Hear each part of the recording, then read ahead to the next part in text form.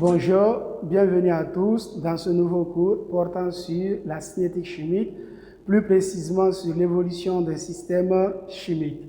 Pour aborder ce cours, le plan suivant a été adapté: définir un système stable et un système cinétiquement inerte, faire la classification cinétique des réactions naturelles. Chers élèves, à l'issue de ce cours, vous devez être capable de saisir le déroulement d'une réaction chimique dans le temps. Sans plus tarder, commençons le cours. Évolution des systèmes chimiques. Qu'appelle-t-on système chimique? Un système chimique est un mélange de différentes espèces chimiques.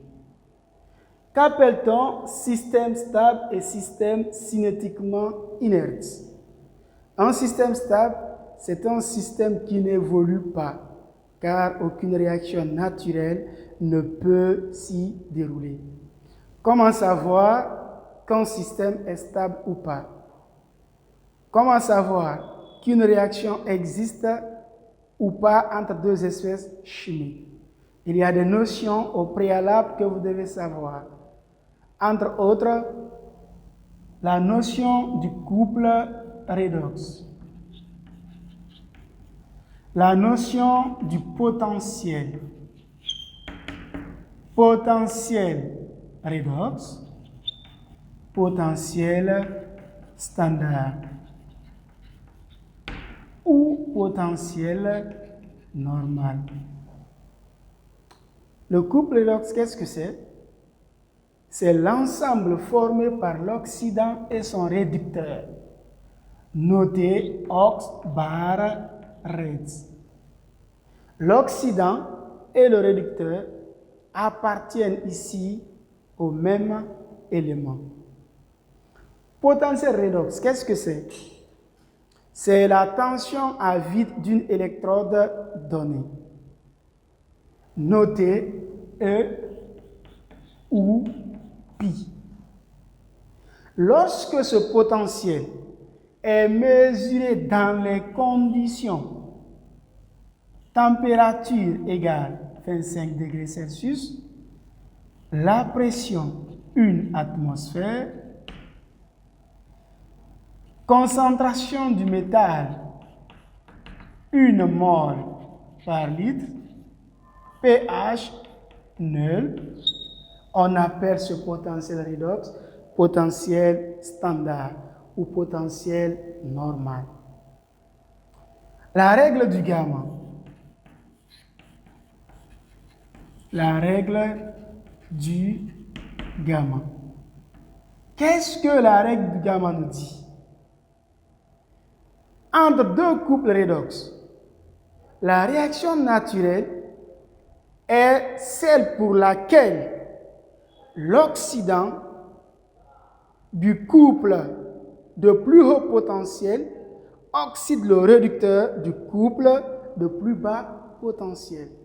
Donc, lors de la règle du gamma, la réaction s'établit entre l'oxydant le plus fort et le réducteur le plus fort. Comment savoir que l'oxydant est fort? Comment savoir que c'est tel réducteur qui est fort? Plus le potentiel standard d'un couple redox est grand, plus l'oxydant est d'autant fort. Plus le potentiel standard est petit, plus le réducteur est d'autant plus fort. Maintenant, nous avons défini le couple redox. Nous avons défini un potentiel redox et un potentiel standard. Nous savons c'est quoi la règle du gamma.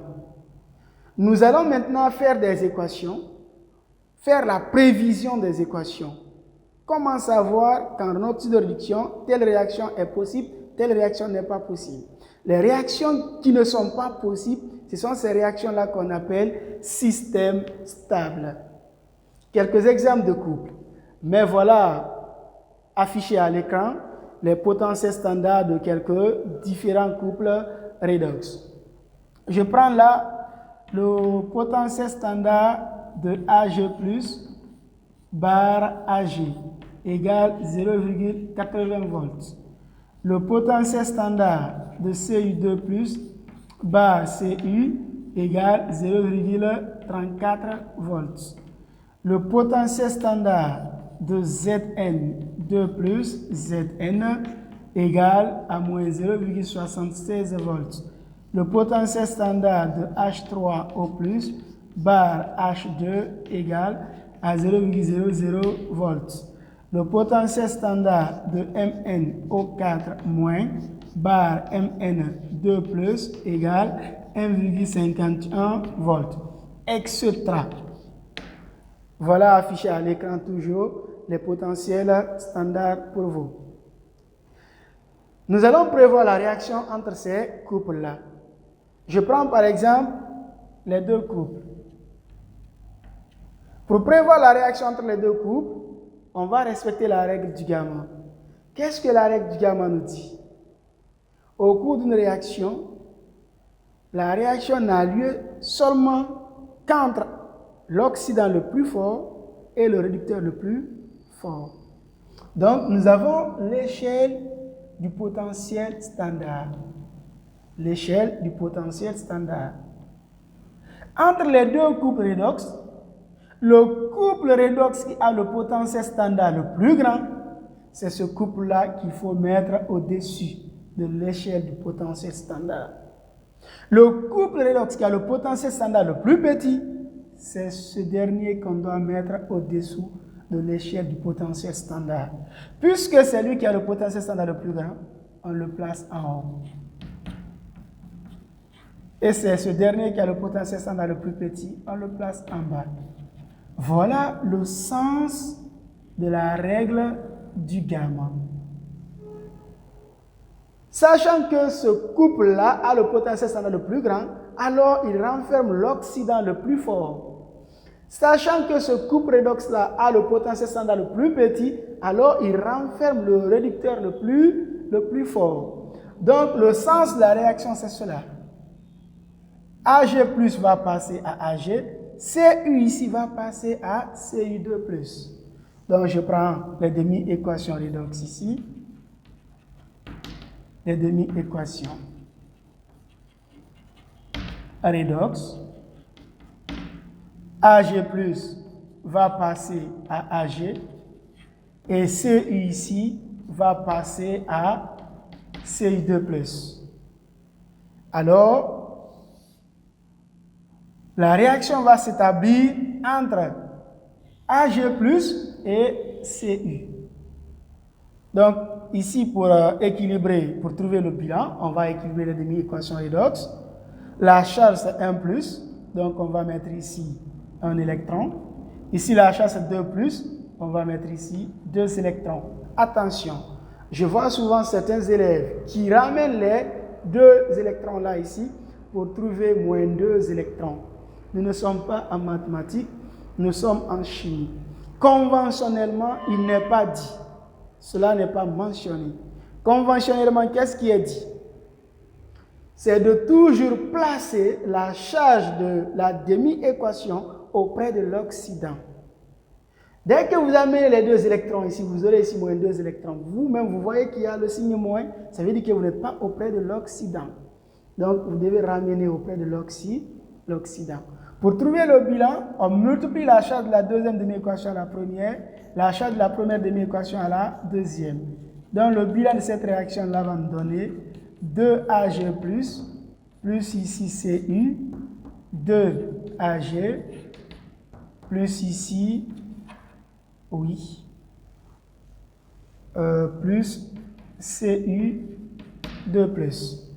Voilà bel et bien que cette réaction est possible. Prenons maintenant la réaction entre le Cu2 plus et Ag. La réaction entre le Cu2 plus et Ag est impossible. Pourquoi? Parce que Cu2 plus est l'oxydant le plus faible. Ag c'est le réducteur le plus faible. Et en oxydoréduction, il n'y a jamais de réaction entre l'oxydant le plus faible et le réducteur le plus faible. Pas de réaction entre l'oxydant le plus fort et l'oxydant le plus faible. Pas de réaction entre le réducteur le plus faible et le réducteur le plus fort. Pas de réaction. D'ailleurs même, oxydant le plus fort, oxydant le plus faible, réducteur le plus faible, réducteur le plus fort, c'est aberrant, c'est-à-dire anormal. Donc, le système, la réaction entre le Cu2+, plus ici le Ag, constitue ici un exemple de système stable. Ici, c'est impossible. Pas de réaction, impossible. Prenons un autre cas. Je prends le cas de ces deux couples-là. Je prends le cas de ces deux couples-là. Le couple formé par l'ion cuivre et le cuivre avec le couple formé par l'ion zinc et le zinc. On va prévoir la réaction. L'échelle du potentiel standard. Entre les deux couples, c'est ce couple-là qui a le plus grand potentiel. On le met au-dessus de l'échelle du potentiel standard. Le second couple, on le met en bas. Zn2 plus Zn. Voilà le sens de la règle du gamma. En principe, la réaction ici, c'est entre le Cu2 et le Zn. Le Cu2 est l'oxydant le plus fort ici. Le Zn est le réducteur le plus fort. Ici, Zn2 est l'oxydant le plus faible. Le Cu, c'est le réducteur le plus faible. Donc, les deux espèces-là aussi constituent ici un système stable. Donc, c'est un système stable. Pas de réaction. Pas de réaction. Est-ce qu'il faut continuer à donner des exemples? Je pense que c'est compris, chers élèves. À l'image de ce que vous avez vu là, vous pouvez vous exercer à la maison avec le tableau des potentiels standards. Après avoir défini un système stable, donné des exemples du système stable, on va définir un système cinétiquement inerte. Un système cinétiquement inerte, c'est un système qui n'évolue presque pas, car la réaction naturelle qui s'y déroule est très lente, voire infiniment lente. Exemple, nous avons la synthèse de l'eau à la température ordinaire.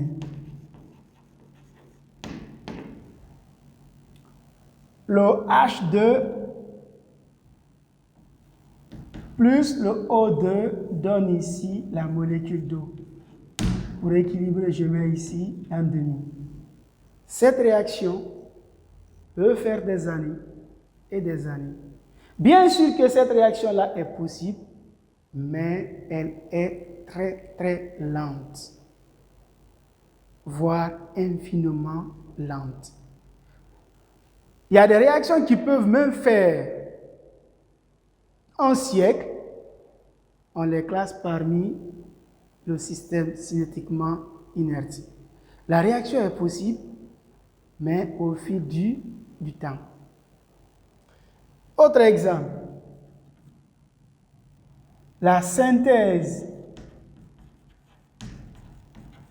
de l'ammoniac à la température ordinaire. À la température ordinaire. Nous avons N2H2 qui donne NH3. Pour équilibrer, j'ai 2 ici, je place ici 2. Dans ce cas, l'hydrogène, j'ai 6, je place ici 3. Voilà un autre exemple de système cinétiquement inerte. Autre exemple de système cinétiquement inerte, c'est la formation de la rouille. La formation de la rouille également peut faire des années là même. On n'a pas besoin de vous expliquer, vous connaissez déjà comment la rouille se forme. L'évolution peut se faire sur des années. Et après la définition d'un système stable, d'un système cinétiquement inerte, on va parler de la classification des réactions naturelles. Classification cinétique des réactions naturelles. On distingue 4 types de réactions. Réaction rapide ou instantanée, réaction lente, réaction très lente et réaction infiniment lente. Qu'appelle-t-on réaction rapide ou instantanée? Une réaction est dite rapide ou instantanée lorsque l'évolution du système est si rapide qu'à nos yeux, la réaction semble achevée à l'instant même où les réactifs entrent en contact. On a l'impression, une fois qu'on met les réactifs en contact, la réaction ici s'est terminée au même moment. Exemple, nous avons la réaction de précipitation. Donc, les réactions de précipitation.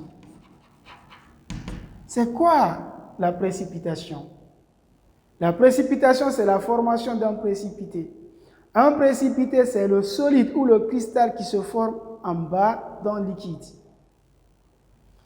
Au niveau de la réaction de précipitation, nous avons comme exemple, j'ai un tube à essai là. Dans ce tube à essai, j'ai une solution d'acide chlorhydrique. Dans cette solution d'acide chlorhydrique, je vais verser ici une solution de nitrate d'argent. Si nous versons là une solution de nitrate d'argent, il y aura la formation d'un précipité blanc en bas. Ce précipité blanc résulte de cette équation. La réaction entre Ag+, plus ici le Cl-, ce qui vous donne AgCl, chlorure d'argent, précipité blanc. Cette réaction, elle est rapide. Autre exemple, dans un tube à essai, j'ai une solution d'acide sulfurique. Dans cette solution d'acide sulfurique, nous allons ajouter ici une solution de chlorure de barium.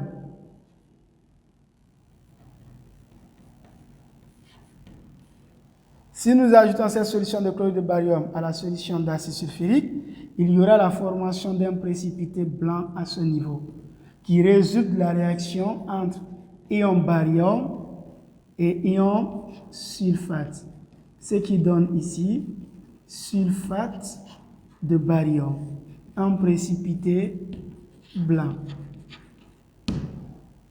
Toujours dans le contexte des réactions de précipitation, nous avons l'action de la soude sur les métaux. On va juste citer 2 exemples. Je prends Fe2+, plus ici le OH-, ce qui va nous donner FeOH pris 2 fois. Et là, je vais multiplier par 2. Ici, c'est un précipité vert. Autre exemple, le Cu2+, plus ici le OH-, ça nous donne CuOH pris 2 fois, ça nous donne un précipité bleu. Donc on a ici 2. Toujours dans les réactions de précipitation, nous avons la réaction entre le Zn2+, et le OH- qui va nous donner également un précipité blanc. La réaction entre le Fe3+, plus le OH-, ce qui va nous donner ici le trihydroxyde de fer, qui est un précipité rouille. Merci. Voilà, après les réactions de précipitation, toujours dans le contexte de la réaction rapide ou instantanée, les exemples, nous avons la réaction de neutralisation. Réaction de neutralisation.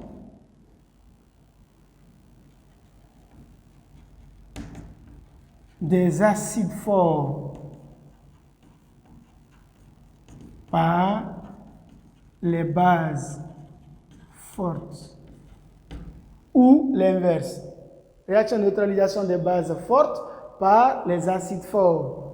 Cette réaction-là, elle est rapide, qui donne 2 molécules d'eau. Autre exemple. Action des indicateurs. Action des indicateurs colorés sur les solutions aqueuses. Exemple, je prends ici l'indicateur coloré le plus connu par les élèves, comme vous, le BBT. Le BBT, une fois qu'on ajoute quelques gouttes de bleu de bromothymol à une solution aqueuse acide, directement la solution vire ici au jaune. Lorsqu'on ajoute quelques gouttes de BBT à une solution aqueuse basique, directement la solution vire ici au bleu. Lorsqu'on ajoute quelques gouttes de BBT à une solution aqueuse neutre, la solution vire ici au vert. Donc, voilà quelques exemples de réactions rapides ou instantanées. Parlons maintenant des réactions lentes. Qu'appelle-t-on réaction lente? Une réaction est dite lente lorsque nos sens nous permettent de suivre son déroulement qui dure de quelques secondes à plusieurs minutes, voire plusieurs dizaines de minutes. Ici, comme exemple, nous avons la réaction entre les ions permanganates et l'acide oxalique ou l'acide éthane diioïque en milieu acide. Ici, pour écrire la réaction, il faut d'abord connaître les potentiels standards et les couples redox formés par les corps mis en jeu. Ici, le premier couple, c'est l'ion permanganate et l'ion manganèse. Ici, le potentiel standard, c'est plus 1,51 volts. Le second couple, c'est CO2 bar H2C2O4, qui donne moins 0,49 volts. Connaissant les potentiels standards, on va utiliser l'échelle du potentiel standard, c'est-à-dire la règle du gamma. Je place ici l'échelle du potentiel standard. Et là, entre les deux couples redox, quel est le couple qui a le plus grand potentiel standard? C'est ce couple-là. Donc, c'est ce couple-là qu'il faut mettre en haut. Et le second couple en bas. Voilà le sens de la règle du gamma. Les demi-équations redox. Les demi-équations redox. On peut dire les demi-équations redox comme on peut dire les demi-équations électroniques. Ici, l'ion manganèse passe ici, autant pour moi, l'ion permanganate plutôt. L'ion permanganate passe ici à l'ion manganèse. Et l'acide éthane diioïque ou l'acide oxalique passe ici au CO2. On va chercher à équilibrer les demi-équations redox pour trouver l'équation bilan. Là, on doit se rappeler de la notion de la 12e année sur l'oxydoréduction. Comment on équilibre une réaction quand nous sommes en milieu acide, quand nous sommes en milieu basique et quand nous sommes en milieu neutre. Ici, nous sommes en milieu acide. Au cours de cette réaction-là, qu'est-ce que la règle nous dit? Là où il y a plus d'atomes d'oxygène, on ajoute là-bas les ions H+, ou H3O+. Là où il y a manque d'atomes d'oxygène, on ajoute là-bas la molécule d'eau. Donc, je vais aller avec l'ion H+, mais vous pouvez aussi aller avec les ions H3O+. Donc, je mets l'ion H+. Là où il y a plus d'atomes d'oxygène, je mets l'ion H+. Là où il y a manque d'atomes d'oxygène, je mets la molécule d'eau. Pour équilibrer, l'oxygène est pris combien de fois? 4 fois. Ici, l'oxygène, 1 fois. Donc, je mets ici 4. L'oxygène est équilibré. 4, 4. L'hydrogène est pris combien de fois? 8 fois. Donc, pour équilibrer ici, je vais multiplier par 8. Je constate que la première demi-équation redox est équilibrée. On vient maintenant à la charge. 2 plus vient par là 2 moins. 2 moins et 1 moins, 3 moins. 8 fois 1 plus, 8 plus. 8 plus et 3 moins me donne 5 plus. Donc, je mets les 5 là ici. 5 électrons comme la charge de la demi-équation. On vient ici. Oxygène c'est 4, oxygène c'est 2. Donc je multiplie là-bas par 2. Donc je vois au premier membre oxygène 4. Ici au second membre 4 atomes d'oxygène. Carbone au premier membre 2 atomes. Je vois également 2 atomes de carbone au second membre. Qu'est-ce qui manque au second membre? C'est l'hydrogène. Donc j'ajoute H+.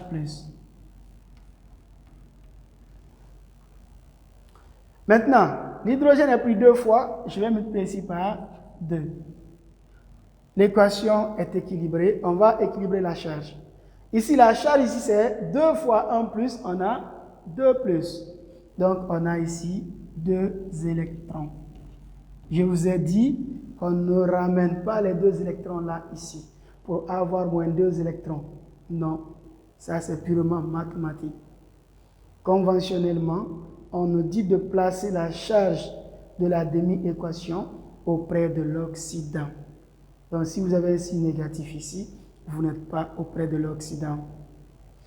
Pour avoir le bilan, on multiplie la charge de la deuxième demi-équation à la première, la charge de la première demi-équation à la deuxième.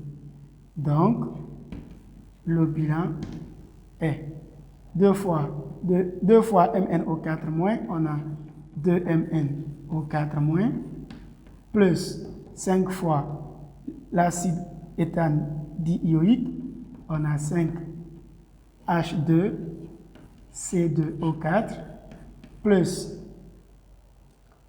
2 fois 8, c'est 10. 5 fois 2, c'est 10. Autant pour moi. 2 fois 8, c'est 16.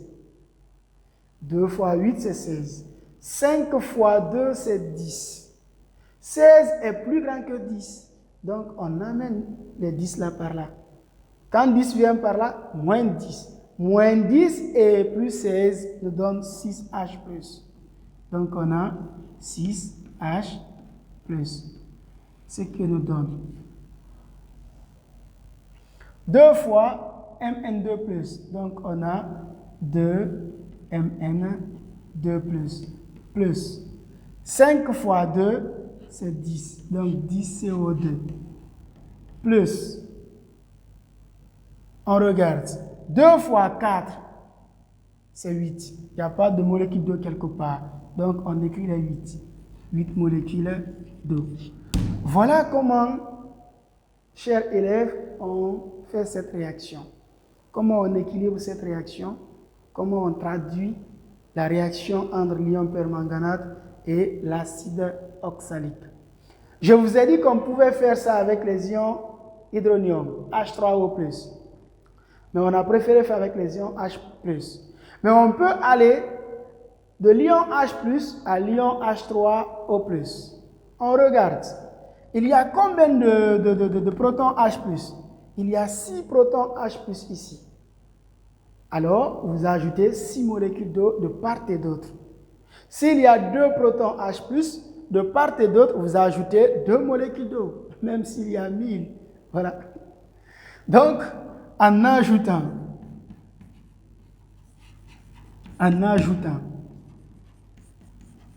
de part et d'autre,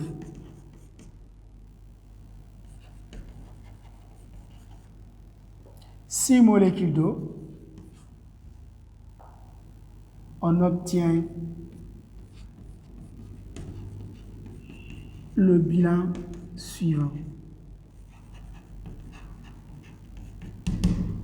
Donc, on a 2 MnO4- plus 5 H2C2O4 plus 6H plus 6H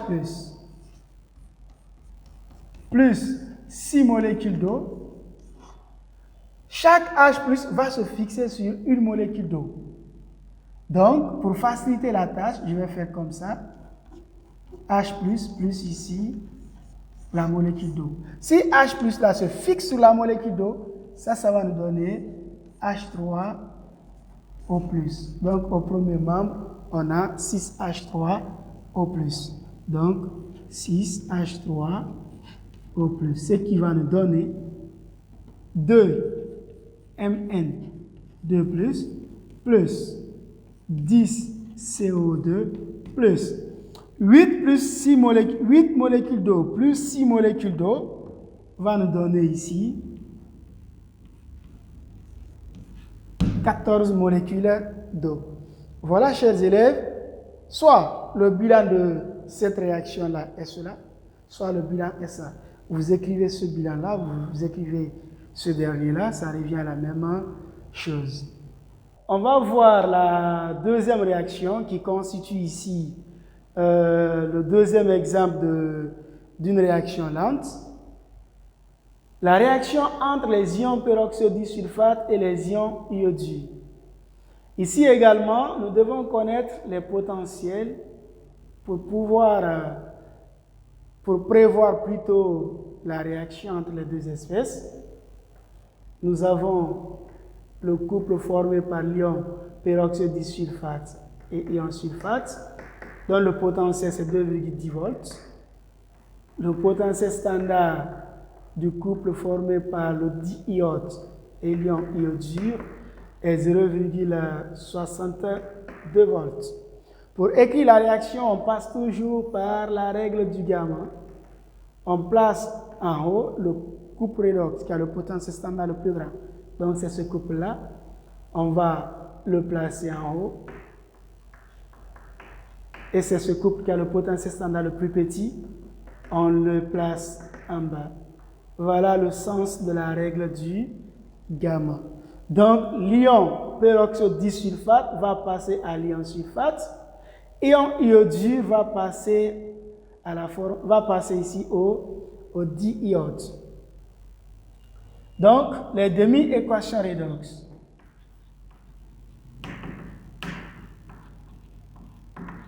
Puisque là, j'ai écrit ici les demi-équations redox, je vais mettre ici les demi-équations électroniques. Car je vous ai dit que c'est la même chose. Dans les demi-équations électroniques, ici, selon le sens de la règle du gamma, le S2O8 2- va passer à SO4 2-. I- va passer ici à I2. Le soufre c'est 2, ici c'est 1, donc je place ici 2. Et là, l'oxygène c'est 8, La demi-équation est équilibrée. On va venir maintenant à la charge. La charge, on a 1 fois 2- c'est 2-. Ici, 2 fois 2- c'est 4-. Donc, si 4- vient par là, c'est 4+. 4+ et 2-, ça nous donne 2+. Donc, on a 2 électrons. On vient maintenant ici. L'iode, c'est 1 fois. Ici, c'est 2 fois. Donc, je place ici 2. 2 fois 1-, c'est 2-. Donc, je vous ai dit qu'on ne doit pas mettre ici moins 2 électrons. Donc, 2- là va venir par là. 2+. Donc, on aura plus 2 électrons. Pour avoir le bilan, on multiplie la charge de la deuxième demi-équation à la première, la charge de la première demi-équation à la deuxième. Donc, le bilan ici va nous donner, puisque c'est 2, donc les 2 de là vont se simplifier là, il va rester quoi? S2O8, 2 moins, plus 2I moins, ce qui va nous donner 2SO4, 2 moins, plus I2. Voilà la réaction entre les ions peroxyde disulfate et les ions iodures. Toujours, autre exemple, au niveau des réactions lentes, nous avons la réaction entre le cyclohexane et le dibrome. Donc, c'est une réaction de substitution. Cette réaction-là est une réaction lente également. Après les réactions lentes, nous allons parler des réactions très lentes. Qu'appelle-t-on réaction très lente? Une réaction est dite très lente lorsqu'elle ne s'achève qu'au bout de plusieurs heures, voire plusieurs jours. Une réaction est dite très lente lorsqu'elle ne s'achève qu'au bout de plusieurs heures, voire plusieurs jours. Exemple de réaction très lente. Nous avons la réaction d'estérification. Réaction d'estérification. La réaction d'estérification, c'est la réaction entre l'acide carboxylique et l'éthanol. Cette réaction-là est réversible. Elle est limitée, athermique. Ok. Le H qui est là va se fixer sur le OH, ce qui va nous donner la molécule d'eau. Et il va rester là.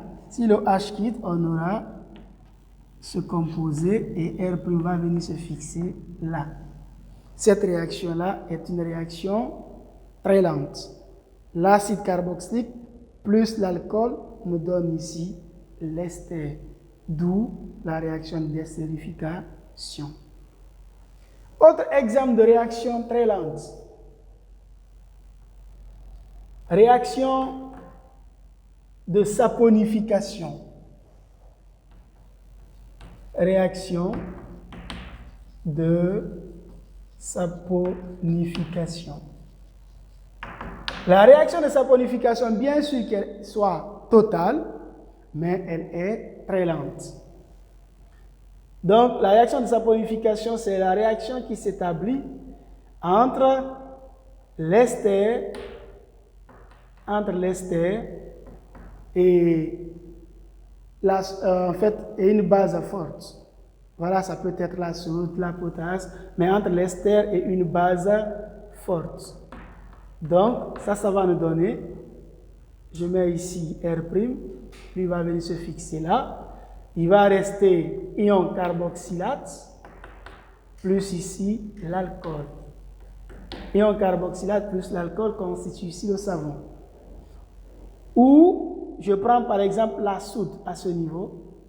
Donc, l'ester plus la soude, cela nous donne le OH qui est là va partir avec le R' et Na qui est là va venir se fixer sur ça, sur l'ion carboxylate, ce qui va donner ici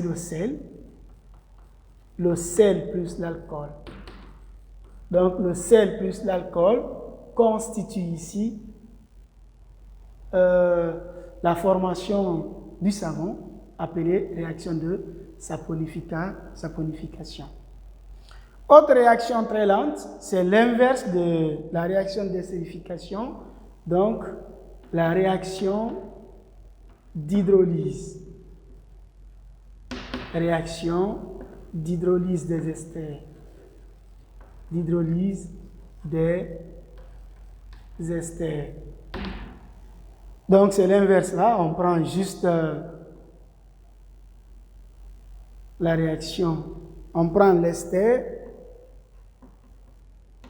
plus la molécule d'eau Ici, le OH qui est là va venir se fixer sur l'alkyle. Le H qui est là vient se fixer sur ça pour donner l'acide plus l'alcool. Cette réaction-là constitue également un exemple de réaction très lente.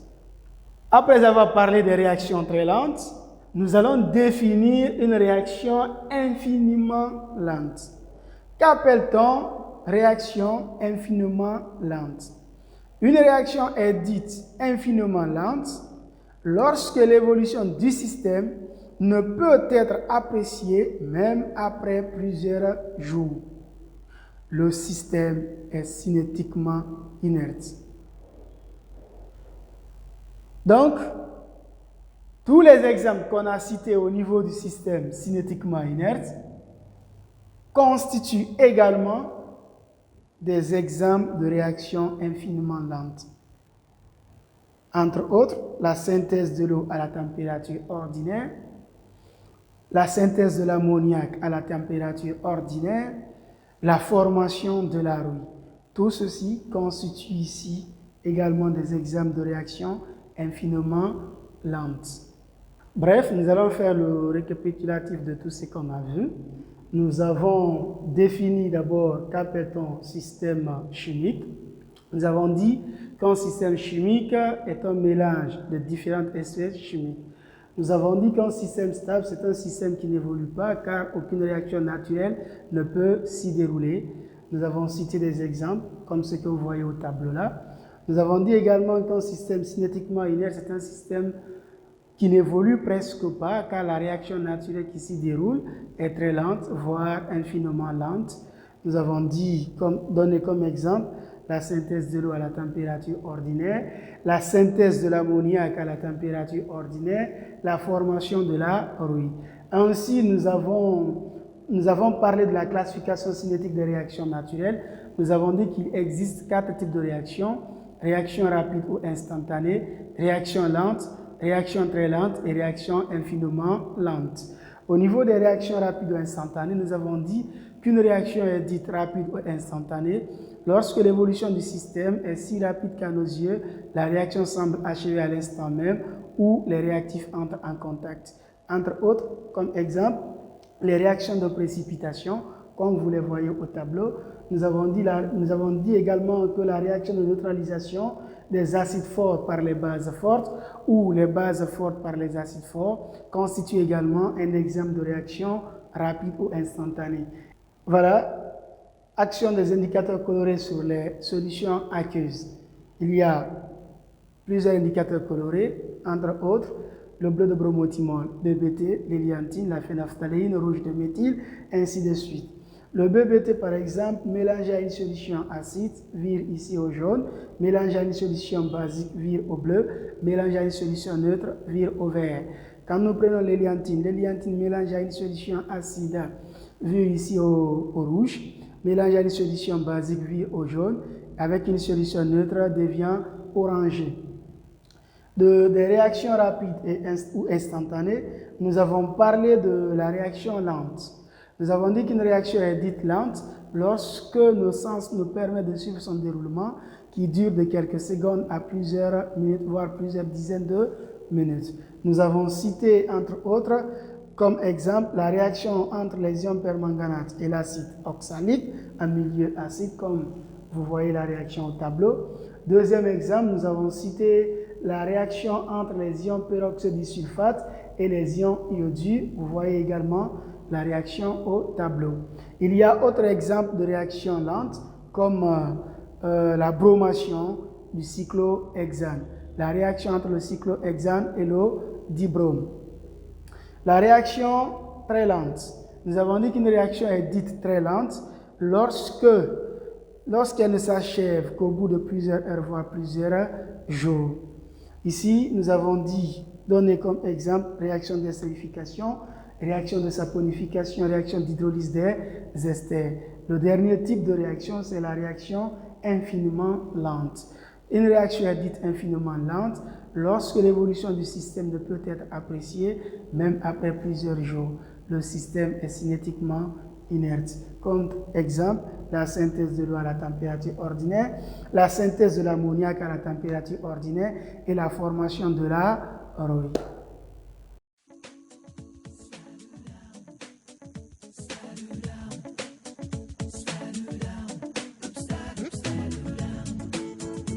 Voilà, mes chers élèves, on arrive à la fin de cette vidéo. Si vous l'avez aimé, merci de lâcher un petit like. Cela me fera toujours plaisir. Et si vous n'êtes pas abonné à la chaîne, merci de cliquer sur le bouton rouge s'abonner pour ne rien louper de mes prochaines vidéos. Je vous invite à suivre dans la prochaine vidéo le cours portant sur l'étude des vitesses. Je vous remercie pour votre attention. Karamo,